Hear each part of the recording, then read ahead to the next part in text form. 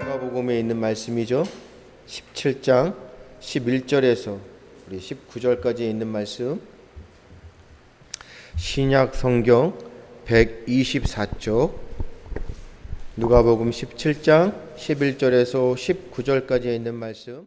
예수께서 예루살렘으로 가실 때에 사마리아와 갈릴리 사이로 지나가시다가 한 마을에 들어가시니 나병 환자 10명이 예수를 만나 멀리 서서 소리를 높여 이르되 예수 선생님이여 우리를 불쌍히 여기소서 하거늘 보시고 이르시되 가서 제사장들에게 너희 몸을 보이라 하셨더니 그들이 가다가 깨끗함을 받은지라. 그 중에 한 사람이 자기가 나은 것을 보고 큰 소리로 하나님께 영광을 돌리며 돌아와 예수의 발 아래에 엎드리어 감사하니 그는 사마리아 사람이라.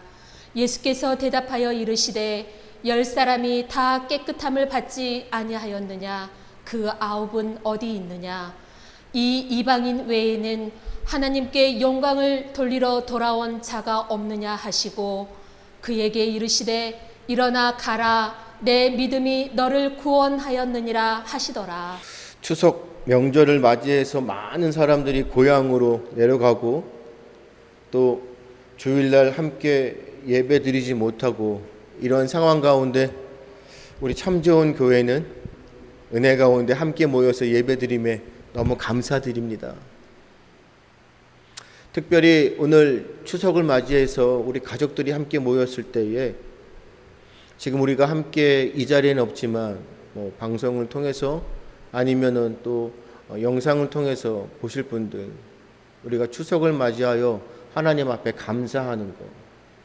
데살로니가 전서에 있는 말씀 아시지요? 항상 뭐 하라고요? 기뻐하고 쉬지 말고 기도하고 범사에 감사하고 이것이 그리스도 예수 안에서 너희를 향한 누구의 뜻이요? 하나님의 뜻. 우리는 하나님의 뜻 항상 말씀으로 하나님의 뜻을 깨닫게 해달라고. 자, 하나님의 뜻이 뭐라고요? 항상 쉬지 않고 범사에. 우리는 만사형통은 참 좋아하시죠? 그렇죠? 만사형통. 그런데 범사에 감사하는 거는 좋아하십니까? 진짜 범사에 감사하시는 거, 범사, 만사 다 뭐예요? 모든 일, 모든 것, 기쁘고 즐거운 것만 이야기하는 것이 아니라 괴롭고 슬플 때에도 어떻게 해요? 감사하라. 정말 그럴 수 있나요? 우리 집사님들 정말 그러실 수 있어요? 내 마음이 슬프고 괴롭고 힘들고 지치고 시험과 환난과 그 역경 고난 십자가의 길 좁은 문 좁은 길 하나님을 위해서 생명을 걸고 교회를 위하여 최선을 다하여 섬기고 헌신하는 모습 가운데 칭찬이 아니라 도리어 비난을 받고 내 십자가의 무게가 너무나 무거워서 주저앉을 때에 나는 왜 이렇게 살아야 합니까? 내 신앙 가운데 정말 이렇게만 살아야 하는 겁니까? 모든 것을 포기하고 다른 일을 사랑하는 마음 가운데 축복하고 용서하는 그 삶이 그 범사에 감사하는 것이 정말 쉬울까요? 너무나 잘 아시는 누구나 다 아시는 분이잖아요. 언더우드 선교사님. 연세대학교 세브란스 병원 연세대학교의 그 신학 가수 박진영인가요? 그렇죠? 연세대학교 신학이 조금 변질되어서 자유주의 신학으로 좀 그렇지만 신학교를 세우시고 병원까지 세우고 교회를 세웠던 언더우드 선교사님의 그 사랑의 편지라는 그런 글이 있어요. 이 언더우드 선교사님이 뭐라고 했냐면요. 걸을 수만 있다면 더 큰 복음 바라지 않겠습니다. 누군가는 지금 그렇게 기도를 합니다. 설 수만 있다면 큰 복음 바라지 않습니다. 누군가는 그렇게 기도를 합니다. 들을 수만 있다면, 말할 수만 있다면, 볼 수만 있다면, 살 수만 있다면 더 큰 복음 바라지 않겠습니다. 누군가는 지금 그렇게 기도를 합니다. 놀랍게도 누군가의 간절한 소원을 나는 다 이루고 있습니다. 우리는 이 말씀이 감사의 이 사랑의 편지라는 이 글을 잘 기억하셔야 돼요. 걸을 수만 있다면, 설 수만 있다면, 들을 수만 있다면, 말할 수만 있다면, 살 수만 있다면 더 큰 복, 기적은 바라지 않겠습니다. 그런데 그 모든 뭐라 그럴까요? 그 복을 지금 다 누가 누리고 있어요? 우리가 다 누리고 있죠. 물론 우리 장로님 들리지 않으시니까 안타깝습니다. 이 들리지 않는다는 게, 들을 수 없다는 게, 부자 되지 못해도, 내가 그냥 이쁘지 않아도, 잘생기지 않아도, 지혜롭지 못해도 내 삶에 모든 것이 감사합니다. 범사가 감사하는 것이죠. 날마다 누군가의 소원을 이루고 날마다 기적이 일어나는 나의 하루, 나의 삶을 사랑하겠습니다. 사랑합니다. 내 삶, 내 인생, 나 어떻게 해야 내가 어떻게 하면 행복할까 고민하지 않겠습니다. 왜요? 내가 얼마나 행복한 사람인지 날마다 깨닫습니다. 그 이유는요, 걸을 수만 있다면, 설 수만 있다면, 나의 하루는 기적입니다. 나는 행복한 사람입니다. 나는 행복한 사람입니다. 이것이 이미 신앙을 가지고 있는 믿음의 사람들의 모습이에요. 행복하십니까? 거짓말하지 마십시오. 거짓말하지 마십시오. 뭐 행복합니까? 그때 좋은 거 주시고 내 마음이 기쁠 때만 행복하지. 정말 행복하십니까? 내가 숨을 쉬고 살아가는 거에 대해서 행복하신다고요? 정말 그렇게 생각해 보신 적 있으세요? 내가 아침에 눈을 뜰 때 나를 살게 하시고 나에게 숨을 쉴 수 있도록 시간을 주신 하나님에게 감사하십니까?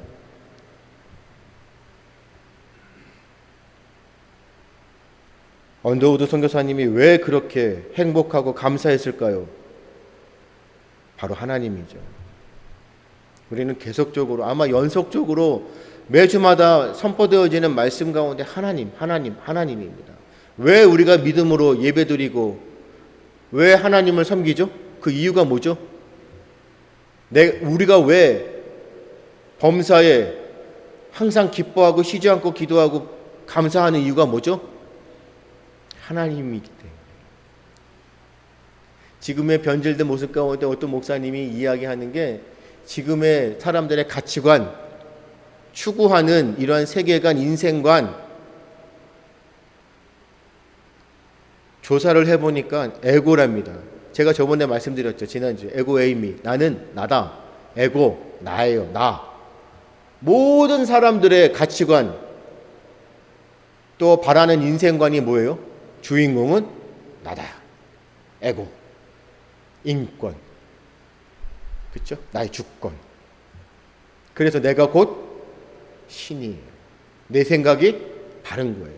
내가 좋아하는 것이 합리적으로 그것이 진리가 되는 것이에요. 내가 싫어하는 것은 악이에요. 그래서 항상 하나님의 진리의 말씀이 일방적인 것이 아니라 내가 주인이 되고 신이 되어서 내 생각이 일방적이 되는 것이에요. 상대성이 없어져 버렸습니다. 다른 사람을 이해하고 용서하고 사랑하는 마음, 감사가 사라지기 시작하는 것이에요. 그렇죠? 어떨 때만 감사요? 내 이야기가, 내 생각이 그대로 이루어졌을 때. 그래서 우리의 신앙도 마찬가지죠. 이제는 내가 주인이 되었어요. 하나님은 뭐예요? 나를 시종두는 종이에요. 그래서 교회에서도 믿음의 신앙생활을 하지만 하나님이 내 기도를 들어주시는 나의 종이면 그 말씀이 곧 진리가 되는 것이에요. 그렇지 않으면 하나님은 나쁜 사람이에요. 아주 나쁜 분이에요. 이게 한국교회의 변질된 모습입니다. 지금 세계의 교회의 문제입니다. 지금 여러분들, 우리 집사님들 보고 알고 계시잖아요. 세계의 역사를 통하여, 교회의 역사를 통하여 그렇게 찬란했던, 정말로 온 세계 속에 우리 기독교의 그런 지대한 역량 가운데 많은 영혼들을 살리고 나라를 살리고 그 근간이 되었던 우리 기독교가 어떻게 해요? 교회가 문을 닫고 그 찬란했던 교회의 그 교회의 모습 가운데 그것이 다 변해서 술집이 되어지고 무너지고. 영상 보셨어요? 동성애를 찬성하는 미국 교회의 여자 분장하고 목사님이 강단에서 설교하시는 모습이요. 그리고 동성애는 죄입니다. 끌려가는 모습들 보셨어요? 동성애를 합법화하는 주에서는 동성애는 죄입니다. 목사님들 끌려가는 거예요. 이 모습이 이제 곧 어디로 와요? 미국의 모습들이 이제 우리나라로 오고 있는 겁니다. 전 세계를 휩쓸고 있습니다. 왜죠? 하나님의 말씀대로 말세지말이 일어나는, 정말 그 모습들이 그대로 일어나고 있는 것입니다. 깨어나지 못하고 잠들어 있던 교회가 이제서야 일어나기 시작하는 겁니다. 한국 교회가 이제서야 하나님의 깨우침을 이제야 일어나고 있습니다. 서서히 목소리를 내며 말씀 가운데 진리를 선포하고자 이제서야 하나가 되려고 합니다. 그럼에도 하나가 되지 못하는 상황 가운데 아마 또 아전인수격으로 서로 자기가 주인이 된다고 또 그러겠죠. 내가 뭐예요? 에고. 내가 이 상황을 해결할 수 있는 내가 주인공이다. 아마 또 그럴 겁니다. 그럼에도 불구하고 우리는 말씀을 의지합니다. 하나님께서 회복하시고 우리 집사님의 그러한 간절한 기도가 이루어집니다. 누가 먼저 앞장서야 된다고요? 참 좋은 교회가 앞장설 겁니다. 진리를 선포합니다. 하나님 중심으로 하나님 보고 가는 거예요. 우리는 사람 보고 가는 것이 아니에요. 세상 보고 가는 것이 아니에요. 그 안에 우리 교회 가운데 우리 가운데 수많은 고난들 각오하십시오. 신앙생활 어렵습니다. 믿음으로 주님을 섬기는 거요 쉬운 거 아니에요. 그럼에도 우리는 범사에 감사하는 것이에요. 왜요? 하나님이시기 때문에. 어떤 영상이 아니죠. 어떤 글 가운데 그런 이야기가 나오더라고요. 사랑해주고 섬기고 헌신해주는 그러한 호의가 지금은 다 뭐예요? 그것이 권리가 되었어요. 그것이 가정 가운데 누구에게 나타나는 거예요? 지금의 에고, 내가 주인이 되어 있는 이 시대 가운데 다음 세대들, 우리 보미와 같은 세대들이 다 뭐예요? 권리가 되었어요. 그래서 학교에서 또 가정에서 사단 마귀가 어디를 가장 집요하게 무너뜨리려고 한다고요? 교회를 적대시하며 가정을 무너뜨리려고 하는 겁니다. 관계를 깨트려 버리는 것입니다. 그 가운데 학교에서 어떤 학생이 핸드폰을 가지고 수업 도중에 수업 시간에 그걸 만지다가 걸려서 선생님이 핸드폰을 뺏었대요. 근데 여자 선생님인가 봐요. 그랬더니 그 남자 학생이었는데 그걸 뺏긴 학생이 야, 이 XX년 감히 내 핸드폰을 뺏어가? 학교에서 난리가 났답니다. 그런데 아무도 건들 수가 없어요. 왜죠? 체벌, 학벌. 그래서 부모님한테 연락했더니 아버지가 달려왔답니다. 그리고 아버지가 사정을 딱 듣더니 선생님과 학생들이 모이는 그 반에서 자기 아들을 딱 세워놓고 패는데 반 죽을 정도로 패놨답니다. 그러니까 선생님이 너무 놀래가지고서 이러지 마시라고. 그랬더니 감사와 사랑과 섬김을 권리로 하는 내 아들은 필요 없다. 그리고 선생님을 사랑하는 존경하는 마음이 없으면 안 된다. 왜냐하면 사정을 보니까 가정에서 아버지나 엄마가 이 아들에게 너무 잘해준 거예요. 핸드폰, 아이폰이 바뀌면 아이폰 바뀌는 대로 사주고 한 달에 용돈 막 100만 원씩 카드로 주서 쓰게 하고 모든 것이 풍족한 거예요.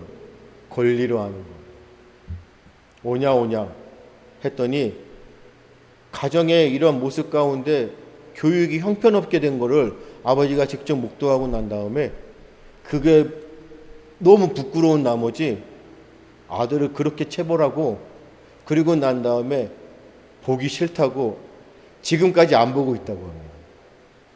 그러니까 아들이 처음에는 나한테 그런 거에 대해서 화를 내다가 아버지가 그러니까 너무 단호하니까 잘못했다고 비는데도 용서가 안 된답니다. 이 시대의 진정한 아버지입니다. 댓글이 뭐라고요? 아들을 때려? 신고해서 구속하게 해야지. 막 우리는 어떻게 해야 될까요? 부모님에 대한 감사가 사라지고 부모님의 그 사랑과 헌신이 자녀들이 뭘 알아요? 뭐라고 생각해요? 당연한 권리. 나를 낳았으면 어떻게 해요? 책임져야지.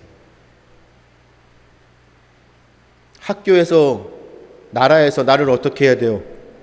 다 책임져 줘야 되죠. 그렇죠? 뭐 위메프 시대 뭐 이런 사건들 나라가 다 책임지라고요? 감사가 없어요. 자신들이 했던 것들에 대해서 나라가 베풀어주는 정말로 우리 국민들이 나라를 세움으로 정말 그런 기업들을 해주고 정말 어려움에 처해져 있는 사람들을 도와주고 모든 것이 다 잊어버리는 것이에요. 다 왜요? 다 호의예요. 그 호의가 다 뭐예요? 권리예요. 권리. 지금은 다 권리예요. 그냥 다 베풀어야 돼요. 다 해줘야 돼요. 정부가 책임져야지. 부모님이 책임져야지. 자신이 책임질 거 하나도 없어요. 왜죠? 뭐 때문에 그런 거죠? 이유는 뭐예요? 감사가 없어서. 내가 주인이 되었어요. 제가 이 말씀을 왜 드립니까? 감사의 삶. 우리 추석을 맞아서 온 가족이 모였는데 지금도 우리가 식구가 뭐죠? 식구가 그거잖아요. 밥상, 밥을 먹는 그 식구들이 모여서 지금 무슨 얘기할까요? 아우 너무 감사해. 우리 신앙인들 아우 하나님의 은혜 가운데 정말로 너무 감사합니다. 과연 그럴까요? 불평, 불만. 아니 사람들이 그럴 거 아니에요. 너는 그렇게 하나님을 섬기고 주님을 위해서 따른다는데 왜 너의 삶은 그래? 비아냥, 조롱, 모멸. 왜 그렇게 살아? 굳이 그렇게 살아야 돼? 우리는 뭐라고 얘기할까요? 그들 앞에서 우리는 뭐하고 있습니까? 힘들어 죽겠어. 이래야 되는 거예요? 우리가 어떻게 했다고요? 걸고 설 수만 있는 거, 숨을 쉴 수 있는 거, 살아가는 게 이 모든 것이 기적 같은 우리의 삶, 감사한데 우리는 항상 우리는 세상 사람들에게 저 이방인들에게 구원받지 못한 할례 받지 못한 저들에게 무엇이 되어야 돼요? 본이 되어야 되는 것이. 너희는 나를 본받아라 이거예요. 아니 어쩌면 그렇게 살 수 있어? 어떻게 그렇게 살 수 있어? 아니 어떻게 그렇게 행복해? 뭐가 그렇게 기뻐? 우리가 그렇게 본이 돼야 돼요. 역시 하나님을 섬긴다고 하더니 정말로 나도 그러면 하나님 섬겨볼까? 이런 마음이 들게 해야 되잖아요. 우리는 도리어 어떻게 해요? 감사가 다 무너지기니 하나님이 나에게 베풀어 주신 그 은혜는 다 뭐예요? 이제는 나에게 당연히 받아야 될 권리예요. 하나님은 우리를 어떻게 해요? 복 주셔야 되는 의무가 있는. 그래서 하나님은 언제나 나의 기도 가운데 나의 그런 소원 가운데 어떻게 해요? 도깨비 망망이처럼 알라딘의 램프처럼 펑하고 나타나서 들어주셔야 돼요. 그렇지 않으면 나쁜 분이라니까요. 감사가 없어졌어요. 그래서 사람들에게 본의 아닌 교회가 영향력이 없는 이유가 뭡니까? 왜 지금 이 시대 가운데 우리 한국 사회를 이끌어가지 못하는 이유가 뭡니까? 감사가 없는 거죠. 너무너무 감사가 없어졌어요. 오늘 말씀이 그거잖아요. 몇 명이 고침을 받았어요? 누구만 왔어요? 이스라엘 사람들이 아니에요. 사마리아는 어떻게 취급을 받았다고요? 이스라엘 가운데 유대인들이 그 사마리아인들을, 그쵸? 완전히 사마리아인은 동물 개 취급을 하는 사람들이었어요. 인간으로 생각지도 않았어요. 그런데 누구만 감사하고 있어요? 병이 나았어요. 나병 알잖아요. 우리가 나병, 문둥병이 나병인가요? 그런데 실제적으로 나병, 구약 성경에 종기라고 합니다. 종기. 이게 구체적인 것이 아니라 전체적인 의미 가운데 종기를 아마 나병이라고 표현했을 거예요. 그렇게 해석들을 하시거든요. 그 종기가 나타나서 나병이, 누가 그런 고통을 당했어요? 욥이잖아요. 욥. 하다못해 얼마나 그 했으면 통증으로 불면증에 시달렸는데 그 욥이 앓는 소리가 어떻게 해요? 물이 쏟아지는 소리가 그냥 벅벅 긁고, 피부병이잖아요. 막 살이 문드러지고 막 긁으면 살이 다 파여져서 막 그냥 변형이 되어가지고 살가죽이 골마 터지고, 막 살에는 막 긁어가지고서 아닌가 막 구더기가 막 생기고, 얼마나 말랐는지 피부와 살이 그냥 뼈에 달라붙는 이러한 종기, 나병, 한센병, 그래요. 한센병, 문둥병 뭐 하는데, 그러니 사람들이 어떻게 했어요? 나병 환자들을 사람 취급을 안 하잖아요. 왜요? 그때 병이 걸리면 죄인이잖아요. 죄인. 하나님이 이 사람을 쳤다. 치는 이유는 원인과 결과가 있기 때문에. 원인이 뭐예요? 죄로 인해. 결과가 나병이다. 병 들었으면 무조건 다 죄인이에요. 사람 취급을 안 해요. 아예 거리를 안 둬요. 전염될까 봐 마을에도 못 들어와요. 따로 살아야 돼요. 나병천. 예수님이 지나가니까 나병 환자들이 어떻게 우리를 긍휼히 여겨달라고, 살려달라는 거잖아요. 고쳐달라는 거잖아요. 치료해달라는 거잖아요. 치유해달라는 거잖아요. 예수님의 마음에 그들을 봤을 때 어떤 마음이 드셨을까요? 정말로 치근하시겠죠. 그 사랑의 마음 가운데 그들을 치료해 줬는데, 치료해 주고 나서 그들이 어떻게 했어요? 와서 감사합니다 해야 될 거 아니에요. 결처보은이라는 말이 있잖아요. 결처보은, 은혜를 갚는다. 그렇죠? 그래서 내 생명, 나의 그런 은인은 어떻게 해요? 죽을 때까지. 그래가지고서 그 은혜를 갚는다. 그 결처보은이잖아요. 막 그냥 풀까지도 막. 그런데 그렇게까지 힘들었던 그런 나병 환자들이, 그것도 하나님을 섬긴다는 사람들은 다 어디로 갔어요? 이제 고침을 받았으니까 필요 없잖아요. 이제 하나님과 필요 없어요. 예수님과 필요 없어요. 감사요? 아니요.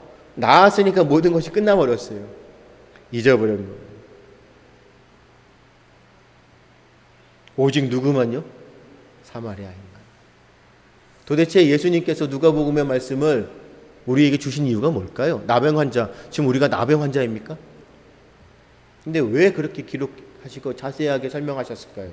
왜 유독 사마리아인만 와서 하나님께 나에게 감사하는 겁니다. 이유가 뭐죠? 우리도 나병 환자의 모습이에요. 왜요? 우리는 겉으로는 깨끗해 보이잖아요. 속은 덩붕 들어져 있는. 감사한다고요? 아니잖아요. 겉으로는 의인인 척 살아갑니다. 교회에 그런 분들 많으시죠? 그래서 우리가 말씀 가운데 제가 그랬잖아요. 항상 뭐 한다고요? 가면 쓰고 있는. 지금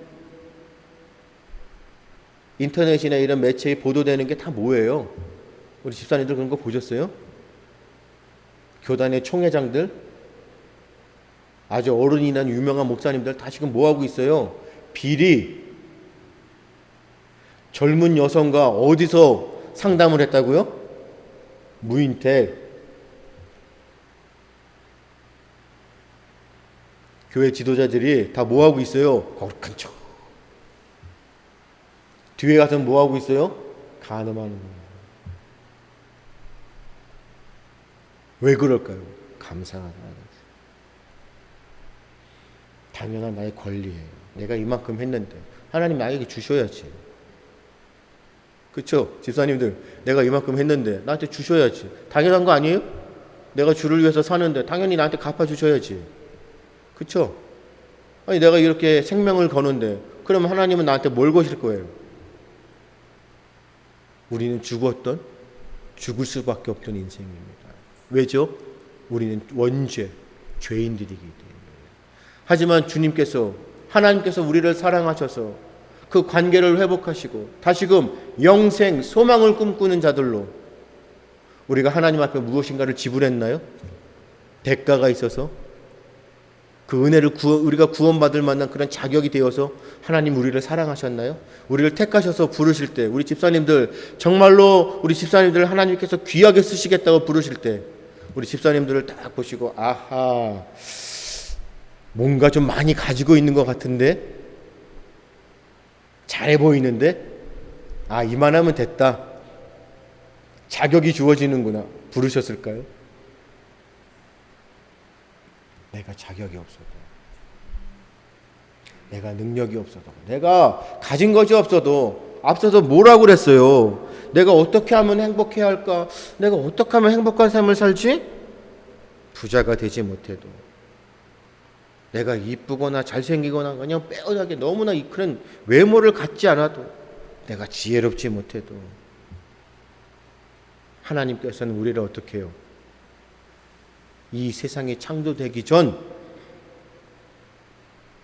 우리를 구원하시고 부르셔서 우리를 통하여 하나님의 나라를 확장하시고자 주의 사랑을 증거하고자 우리를 택하셔서 부르셨어요. 그것을 어떻게 해요? 작정하셨다는 겁니다. 우리는 자격 없이요 하나님의 은혜를 받았어요. 그러면 우리는 어떤 모습이어야 돼요? 사마리아인이 되어야 되잖아요. 매사에 하나님 감사합니다. 모든 것이 은혜입니다. 감사합니다. 감사합니다. 범사에 감사합니다. 이것이 나를 향한 하나님의 뜻이군요. 감사합니다. 아니요. 점점 이것이 사라져 버리니까. 감사가 사라져 버리니까. 사마리아인의 그런 믿음의 모습이 사라져 보이니까. 우리는 하나님의 은혜를 잊어버리니까.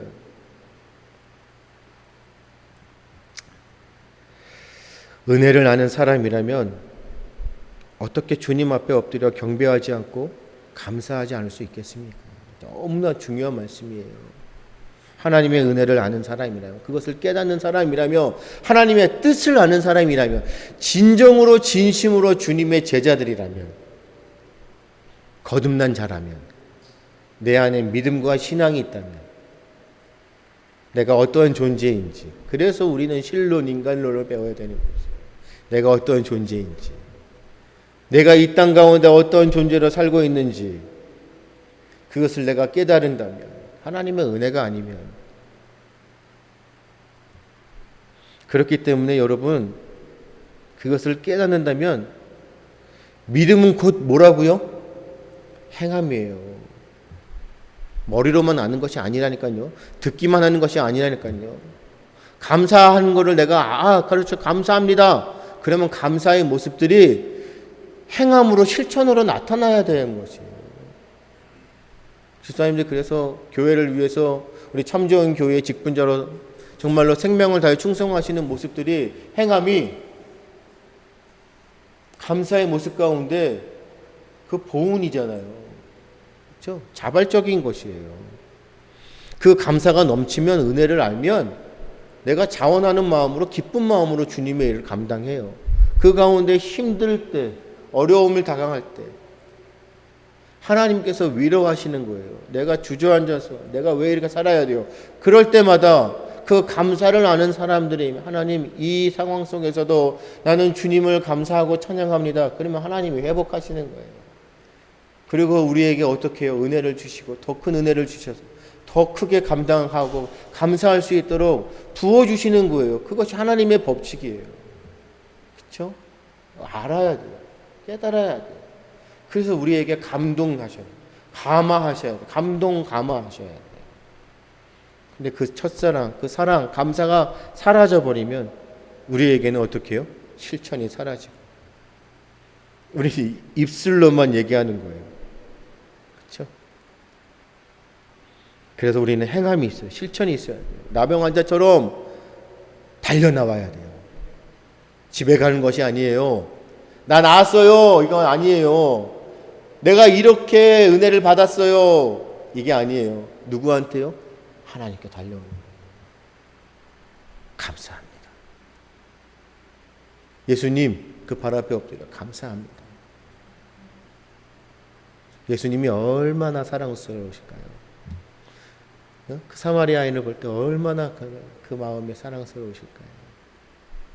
더 주고 싶을 거예요. 그렇죠? 보미가 아버지 감사해요. 고맙습니다. 아버지 사랑해요. 더 주고 싶으시죠? 그렇죠? 너 왜 이래? 저리 가. 그러세요? 김교성 집사님 우리 보미가 엄마 없으면 안 돼요. 엄마의 사랑이 너무 커. 엄마 나를 너무 사랑해 주셔서 감사해요. 그러면 막 기쁘시죠? 그렇죠? 막 더 주고 싶죠? 없는 것이라도 그 옛날에 그런 말 있잖아요. 달러빚을 막 해서라도 막 주고 싶으시죠? 근데 보미가 그런 말 하나도 없고 또 우리 집사님은 막 그러면 왜 느끼하게 이래? 저리 가 그러세요? 그 마음이 하나님의 마음이잖아요. 우리는 주님 앞에 그런 행함으로 감사의 마음을 두셔야 돼요. 1년 365일. 그렇죠? 오늘만 감사하는 것이 아니잖아요. 그렇기 때문에 여러분들 하나님 앞에 우리의 삶의 우선순위는 하나님이잖아요. 하나님이기 때문에 우리 믿는 거잖아요. 하나님으로 인해서 난 감사하는 거잖아요. 그렇기 때문에 우리는 하나님을 어떻게 해요? 그 감사의 마음으로 예배하는 거잖아요. 그리고 오늘 하루하루 나에게 주시는 은혜, 그렇죠? 하나님께서 몰아서 은혜를 주시나요? 우리 집사님들 6일 동안은 잠들게 하셨다가 복된 주일날 한꺼번에 은혜를 주셔서 숨을 쉬게 하시고 예배자로 부르시는 건가요? 아니죠. 하루하루의 삶에 숨을 쉬게 하시고 살아가게 하시잖아요. 그래서 우리는 날마다 하나님 앞에 은혜를 구하는 것이 왜 은혜를 구해요? 그날의 은혜를 구하는 것이에요. 그래서 쉬지 않고 뭐 하는 거예요? 기도하는 거잖아요. 은혜를 구하는 거잖아요. 예배자로 서는 것도 하루하루의 모든 것이 삶의 예배가 되는 거예요. 그렇죠? 오늘만 예배 드리는 것이 아니란 말이에요. 이게 삶의 우선순위를 하나님 앞에 둔 사람들이 하는 모습이라고요. 근데 우리는 그렇게 하지 못하죠. 그렇죠? 기도하는 것도 언제 해죠? 몰아서 하시죠. 예배도 몰아서 드리잖아요. 오늘 하루.